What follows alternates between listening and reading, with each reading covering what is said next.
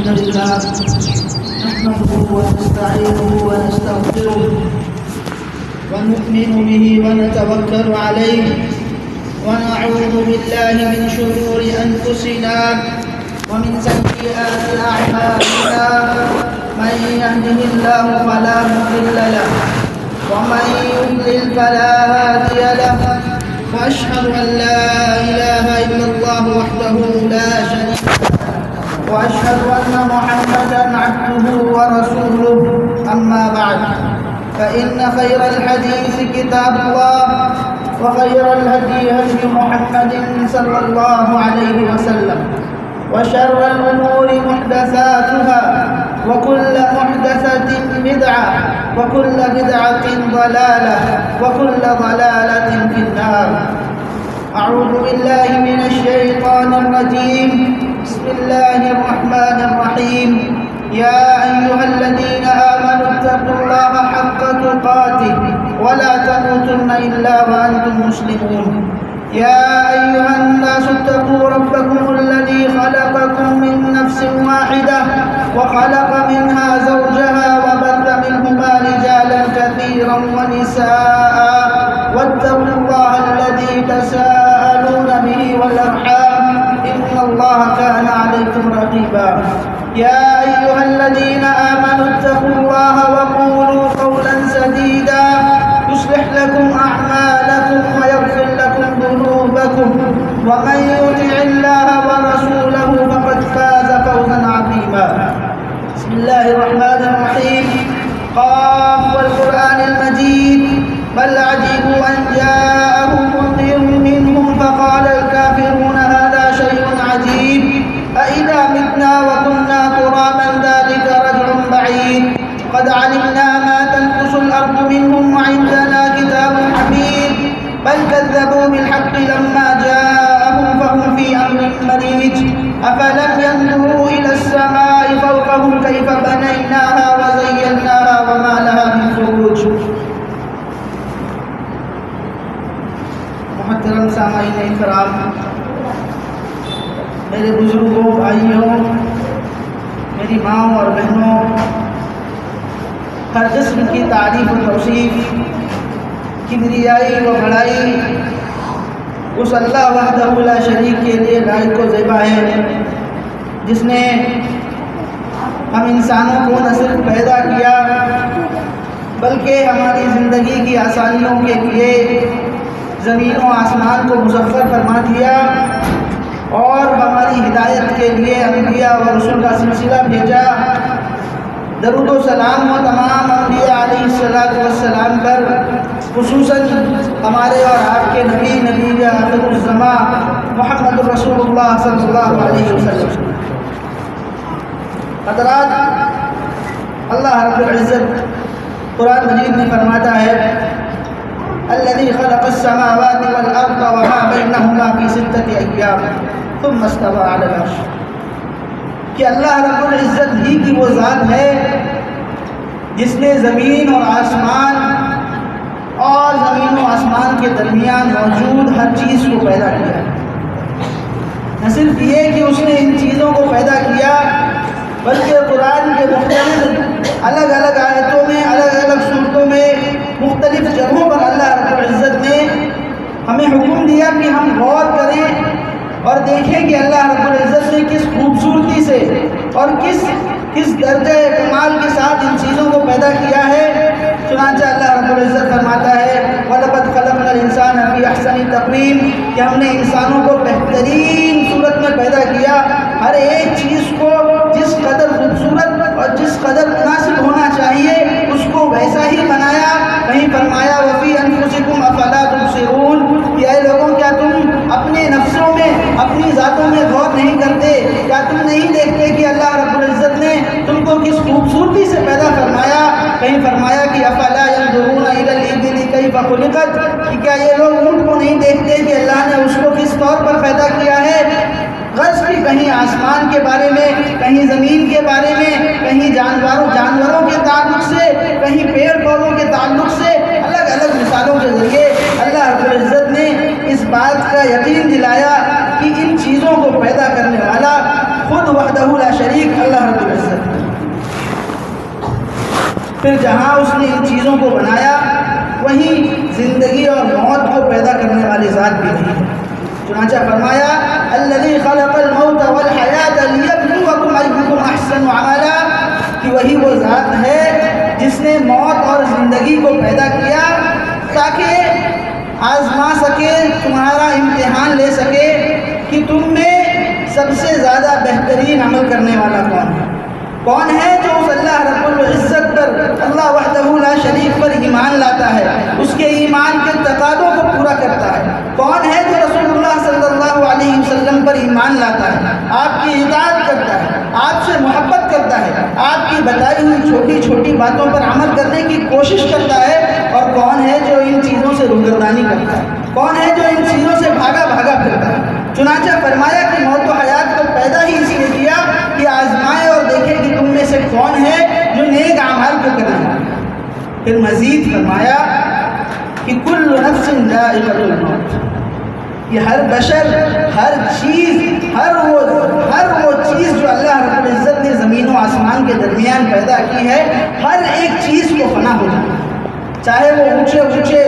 چوڑے لمبے چوڑے پہاڑ کیوں نہ ہوں، چاہے وہ لمبے چوڑے درخت کیوں نہ ہوں، بڑے جانور، بڑے بادشاہ، اور کیسا ہی ظالم شخص اور کیسا ہی غریب اور کیسا ہی امیر، کوئی ذات ایسی نہیں سوائے اللہ رب العزت کے جس کو دوام ہو، جو اس دنیا میں ہمیشہ چنانچہ بالکل سادہ لفظوں میں فرما دیا کل نفس ذائقۃ الموت، کہ ہر نفس کو موت کا مزہ چکھنا ہے۔ 2 دن 4 دن جتنی جس کی عمر لکھی ہے، جس کی جیسی زندگی لکھی ہے، جس کی جیسی موت لکھی ہے، ہر ایک شخص نے اپنی موت کو پا لینا ہے، پھر چاہے وہ نبی ہو، چاہے وہ ولی ہو، نیک ہو، برا ہو، طاقتور ہو، بادشاہ ہو، غریب ہو، اس سے کسی کو مجال نہیں، کسی کو اس سے فرار نہیں۔ اور پھر یہ بھی فرما دیا کہ قیامت قائم ہونے سے پہلے اللہ رب العزت اس پوری دنیا کو فنا کر دے گا، اس پوری دنیا کو ختم بھی کر دے گا۔ چنانچہ فرمایا القارعۃ ما القارعۃ وما ادراک ما القارعۃ، کہ آپ کیا جانیں یہ قارعہ کیا ہے؟ یوم یکون الناس کالفراش المبثوث وتکون الجبال کالعہن المنفوش، جس دن یہ بادل اور یہ پہاڑ اور یہ زمین اور ان میں موجود تمام چیزیں یہ ریزہ ہو کر ہوا میں اڑ جائیں گی، بادل کی طرح اڑ جائیں گی، اللہ تعالیٰ ان تمام چیزوں کو فنا بھی کرے گا۔ چنانچہ پیدا کرنے والی ذات بھی اللہ کی، ختم کرنے والی ذات بھی اللہ کی، انسانوں کو پیدا کرنے کی ذات بھی اللہ کی، ان کو آزما کر ان کو موت دینے کی بھی ذات اللہ کی۔ تو بھلا بتائیے جب اللہ رب العزت اکیلا ان سب چیزوں کو پیدا کرنے والا ہے تو اس سے بہتر کون ہوگا جو یہ طے کرے کہ اس دنیا میں ہم زندگی کیسے گزاریں۔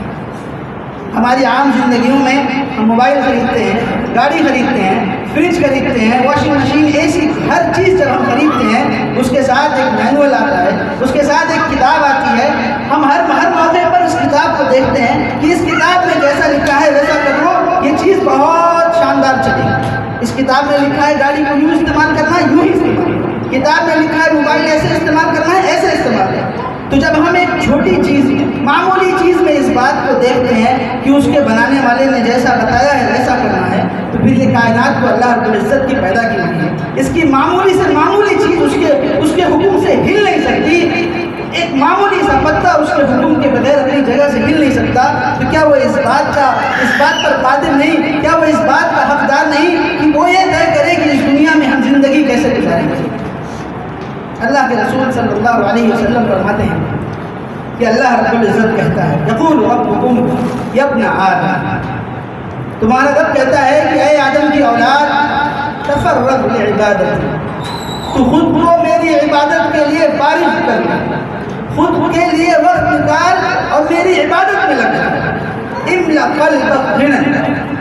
میں تیرے دل کو آسودہ حالی سے بھر دوں گا، میں تیرے دل کو وہ سکون عطا کروں گا جو امیروں کو ان کے محلوں میں نہیں میسر، جو بادشاہوں کو ان کے محلوں میں ان کے نرم گداز بستروں میں نہیں میسر، میں تجھے وہ آسودگی عطا کر دوں گا، وَامْلَأَ يَدَيْكَ رِزْقًا، اور میں تیرے ہاتھوں کو رزق سے بھر دوں گا۔ سادہ سے آسان لفظوں میں اللہ رب العزت کہہ رہا ہے کہ سیدھے سیدھے اس کی عبادت کے لیے خود کو آمادہ کرو، سیدھے سیدھے اس کی عبادت کے لیے کتنا زیادہ وقت نکال سکتے ہو، کتنی سہولت سے تم اس کے لیے وقت نکال کے آ جاؤ گے، اتنی ہی آسانی سے اللہ رب العزت تمہارے مسائل حل کر دے گا، تمہارے دلوں کو آسودگی عطا کر دے گا، تمہارے ہاتھوں کو علم کر دے گا۔ لیکن ہمارا معاملہ کیا ہے؟ ہمارا معاملہ یہ ہے کہ ہم دنیا کے پیچھے بے تحاشا بھاگے جا رہے ہیں، اس دنیا کے پیچھے اندھا دھند بھاگے جا رہے ہیں۔ ہر وہ چیز جس کی طرف اللہ تعالیٰ نے ہمیں بلایا، ہر وہ چیز جس کی دعوت ہمارے رسول پیارے رسول صلی اللہ علیہ وسلم نے ہمیں دی، ہر اس چیز سے منہ موڑے ہم تیزی سے اس دنیا کے پیچھے بھاگے جا رہے ہیں۔ اللہ کے رسول صلی اللہ علیہ وسلم نے فرمایا تھا یأتی علی الناس زمان، کہ لوگوں پر ایک ایسا زمانہ بھی آئے گا لا یبالی المرء بما اخذ المال، کہ انسان اس بات کی فکر ہی نہیں کرے گا کہ اس نے یہ روزی کہاں سے کمائی ہے، ام من حلال او من حرام، آیا یہ اس کی کمائی ہوئی روزی حلال کی ہے یا یہ اس کی کمائی ہوئی روزی حرام کی ہے۔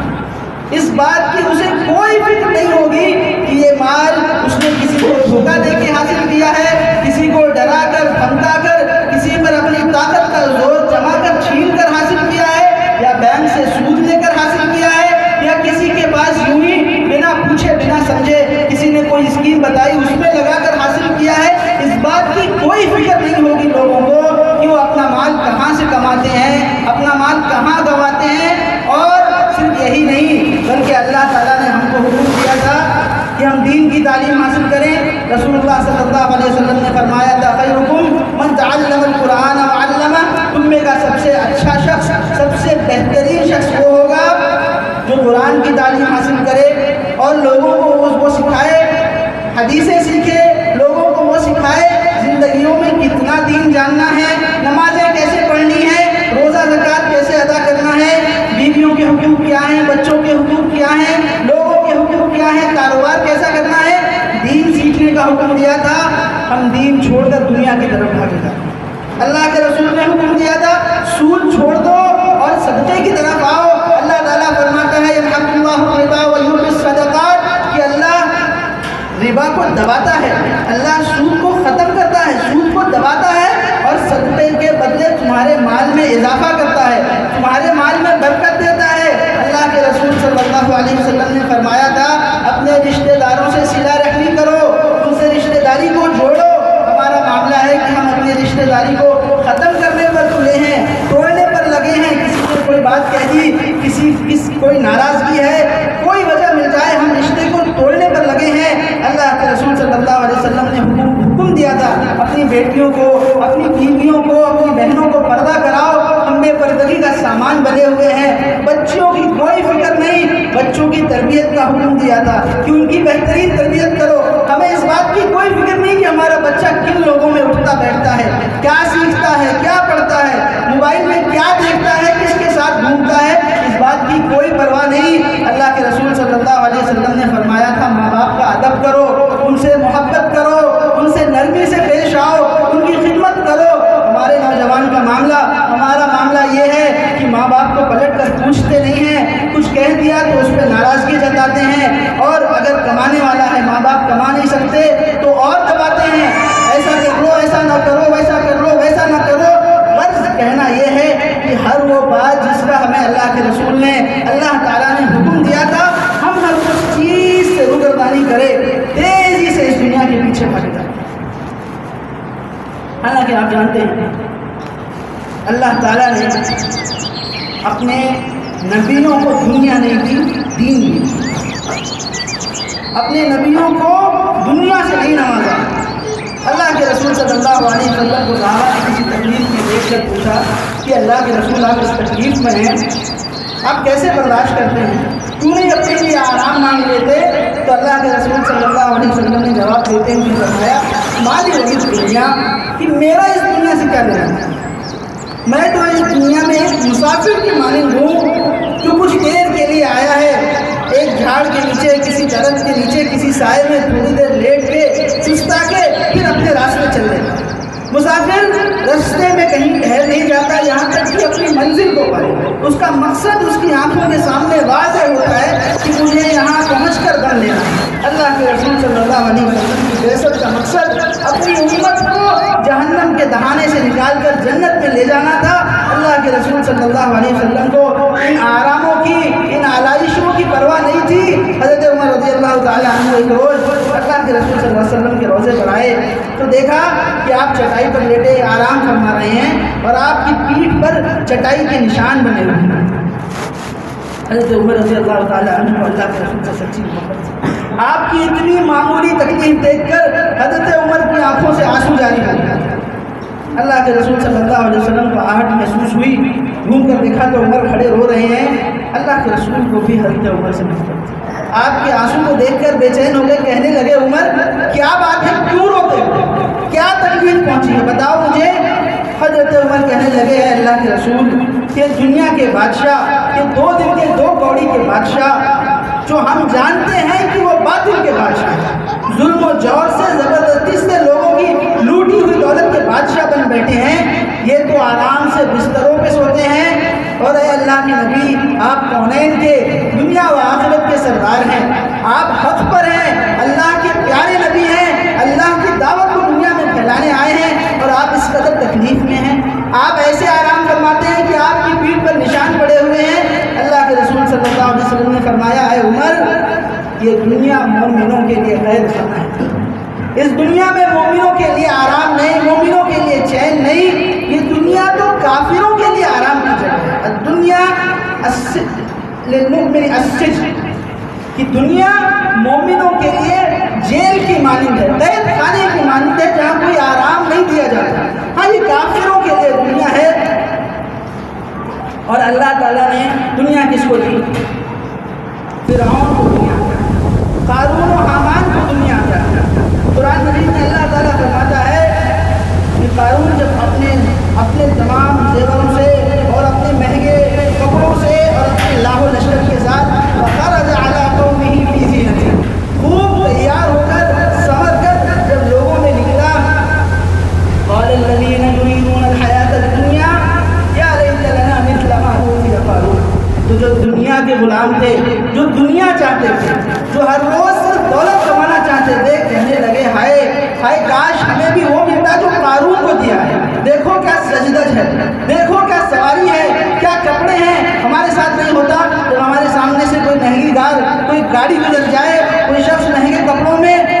خوبصورت خوشبوؤں سے لدا بسا گزرے تو ہمارے دل میں بھی یہ خواہش آتی ہے، ان کے دلوں میں بھی یہ خواہش آئی۔ بے ساختہ ان کے منہ سے نکلا یا لیت لنا مثل ما اوتی قارون انہ لذو حظ عظیم، اسے تو بڑی مال و دولت سے عطا کیا گیا ہے، اسے بڑی دنیا کی دولت دی گئی ہے، کاش ہمیں بھی وہ مل جاتا جو قارون کو ملا ہے۔ اور اگلی ہی آیت میں اللہ تعالیٰ کہتا ہے جو علم والے تھے، جو مومن تھے، جو اللہ والے تھے، قال الذین اوتوا العلم ویلکم ثواب اللہ خیر لمن آمن وعمل صالحا، کہ بربادی ہو تمہاری، ہائے افسوس کیا کہتے ہو، ارے جو بہتر ہے وہ تو اللہ کے پاس ہے،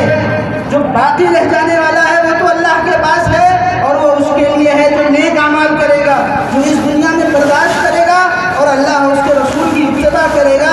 فخسفنا به وبداره الارض، اللہ تعالیٰ کہتا ہے کہ ہم نے قارون کو اس کے سارے خزانے اور اس کے محل سمیت زمین میں دھسا دیا۔ فخسفنا به وبداره الارض، تو جب لوگوں نے یہ دیکھا کہ اللہ تعالیٰ نے قارون کو زمین میں دھسا دیا اس کے غرور کی بدولت اور اس کے گناہوں کی بدولت، تو کل جو یہ کہتے تھے کہ کاش ہمیں بھی قارون جیسی دولت مل جائے، وَأَصْبَحَ الَّذِينَ تَمَنَّوْا مَكَانَهُ بِالْأَمْسِ يَقُولُونَ وَيْكَأَنَّ اللَّهَ يَبْسُطُ الرِّزْقَ لِمَن يَشَاءُ مِنْ عِبَادِهِ وَيَقْدِرُ، کہنے لگے ہائے ہائے یہ تو اللہ تعالیٰ ہے جو اپنے بندوں میں جسے چاہتا ہے دے دیتا ہے، جسے چاہتا ہے نہیں دیتا ہے۔ وَيْكَأَنَّهُ لَا يُفْلِحُ الْكَافِرُونَ، اور کافر کبھی کامیاب نہیں ہونے والے۔ تو اگر ہم یہ چاہتے ہیں کہ ہمیں وہ ملے جو اللہ نے اپنے نبیوں کو دیا، جو نوح علیہ السلام کو موسیٰ و ہارون علیہ السلام اور اپنے دیگر نبیوں کو دیا، محمد الرسول اللہ صلی اللہ علیہ وسلم کو دیا، تو ہمیں دنیا کی نہیں دین کی خواہش کرنی چاہیے۔ اور اگر ہم چاہتے ہیں کہ ہمیں وہ ملے جو اللہ نے قارون کو دیا، فرعون کو دیا، حامان کو دیا، اپنے ظالم اس دنیا میں اپنے ظالم بندوں کو دیا، تو پھر اللہ نے ان کو دنیا دی مگر ان کو آخرت کی کامیابی نہیں دی۔ قرآن کی بے شمار آیتوں میں اللہ تعالیٰ نے جگہ جگہ اس بات کو بتایا کہ اللہ کے نزدیک اس دنیا کی کوئی حیثیت نہیں۔ کہا انما مثل الحیات الدنیا کماء انزلناه من السماء فاختلط به نبات الارض، کہ دنیا کی مثال تو اس بارش کی طرح ہے، اس پانی کی طرح ہے جو آسمان سے برسے تو زمین میں اس سے سبزہ نکل آئے، اس سے کھیتی نکل آئے، پھل پودے پیدا پھل فروٹ پیدا ہوں، زمین خوشنما ہو جائے، اور وَظَنَّ أَنَّهُمْ قَادِرُونَ عَلَيْهَا، اور جب زمین والے یہ دنیا والے اس چیز کو دیکھ کر خوش ہوتے ہیں، من ہی من میں بہت اچھا لگنے لگتا ہے، اور ان کے دماغ میں یہ بات آتی کہ اب تو ہم اس سے بہت فائدہ اٹھا لیں گے، اور اتنی زیادہ کھیتی آ گئی، اتنا زیادہ پھل فروٹ آ گیا، أَتَاهَا أَمْرُنَا لَيْلًا أَوْ نَهَارًا فَجَعَلْنَاهَا حَصِيدًا كَأَن لَّمْ تَغْنَ بِالْأَمْسِ، تو اچانک ان پر ہمارا عذاب آ جاتا ہے، اچانک ہماری پکڑ آ جاتی ہے، دیکھتے دیکھتے ارب پتی کروڑ پتی روڈ پر آ جاتا ہے، دیکھتے دیکھتے صحیح سالم شخص اللہ اس کے ٹانگوں کو لے لیتا ہے، ہاتھ کو لے لیتا ہے، اچانک کوئی بیماری آ جاتی ہے، کسی سے اس کی اولاد چھین لیتا ہے، کسی کو کوئی سزا دیتا ہے، أَتَاهَا أَمْرُنَا لَيْلًا أَوْ نَهَارًا، اچانک ان پر ہمارا عذاب آتا ہے، اچانک ہماری پکڑ آ کے ان کو پکڑ لیتی ہے، أَتَاهَا أَمْرُنَا لَيْلًا أَوْ نَهَارًا فَجَعَلْنَاهَا حَصِيدًا كَأَن لَّمْ تَغْنَ، وہ ایسا ہو جاتا ہے جیسے یہ تھا ہی نہیں، اچانک وہ واپس وہیں آ جاتا ہے جہاں سے شروع کیا تھا، زیرو تھا، زیرو پر لوٹ کے آتا ہے۔ تو اللہ کے نزدیک اس دنیا کی کوئی حیثیت نہیں۔ فرمایا یا ایھا الناس ان وعد اللہ حق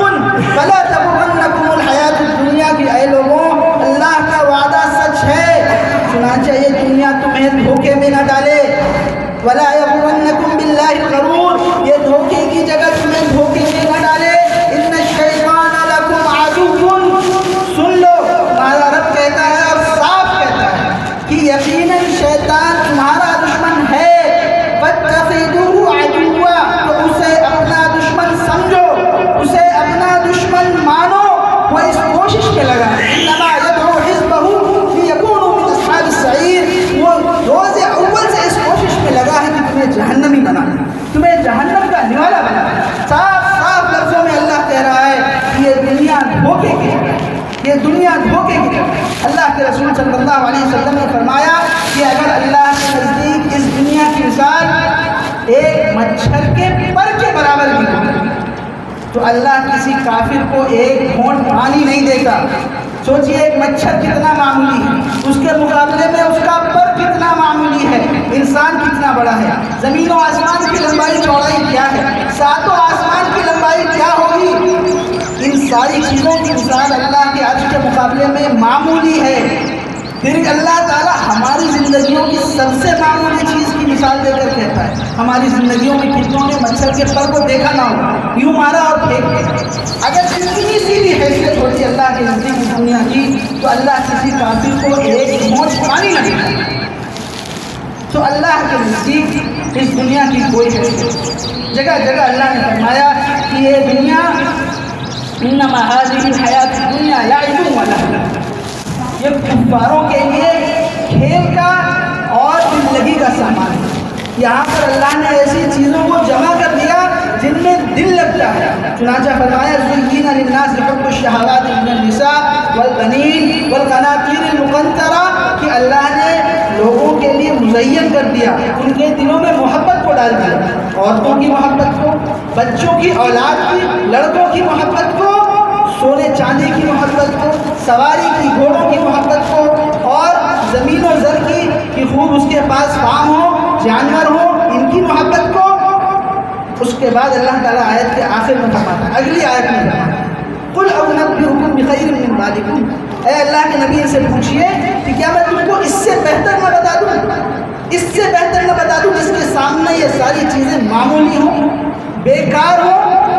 فرمایا قُلْ أُنَبِّئُكُم بِخَيْرٍ مِّن ذَلِكُمْ لِلَّذِينَ اتَّقَوْا عِندَ رَبِّهِمْ جَنَّاتٌ تَجْرِي مِن تَحْتِهَا الْأَنْهَارُ، کہ وہ جو تقویٰ والے ہوں گے، وہ جو نیک عمل کرنے والے ہوں گے، وہ جو اس دنیا کے دھوکے میں نہیں آئیں گے، ان کے لیے ان کے رب کے پاس جنتیں ہیں۔ اور اس جنت کی نعمتوں کو گنانے کے بعد اللہ نے جنت کی سب سے بڑی نعمت کو بھی وہیں ذکر کر دیا، وَرِضْوَانٌ مِّنَ اللَّهِ، کہ کہ اللہ ہونے کو دے گا، محلات کو دے گا، کھانے پینے کی چیزیں تو دے گا، جسم کے سکون کے سامان تو دے گا، لیکن روح کی تسکین کا سب سے بہترین سامان بھی جنتیوں کو دے گا۔ جنتیوں کو ملنے والا سب سے بڑا انعام اللہ وحدہ لا شریک کی رضامندی ہوا تھا۔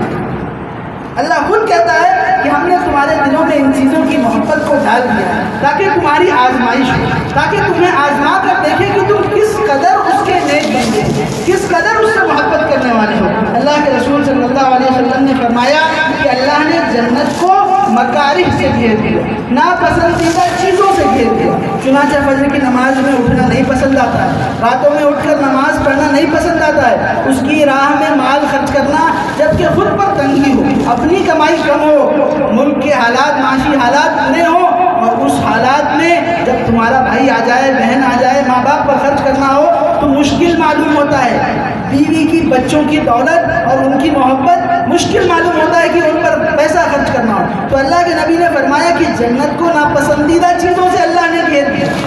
چنانچہ وہ چیزیں جو ناپسندیدہ ہیں مگر اللہ کا حکم ہے ان کو جو انجام دے گا اللہ اسے اپنی جنت میں ڈالے گا، اور اللہ نے جہنم کو پسندیدہ چیزوں سے گھیر دیا۔ چنانچہ گانے سننا، فلمیں دیکھنا اچھا لگتا ہے، جھوٹ بولنا، دھوکہ دے کر مال کمانا اچھا لگتا ہے، آسان ہے، آسانی سے آدمی دھوکہ دے لے جاتا ہے، آسانی سے آدمی اپنے من کے پیچھے بھاگتا چلا جاتا ہے اور بھاگتے بھاگتے وہ جہنم کے گڑھے میں جا کر گر جاتا ہے۔ سامعین، اللہ تعالیٰ کے نزدیک اس دنیا کی کوئی حقیقت نہیں، اور اللہ اپنے بندوں کو جب اس نے پیدا کیا،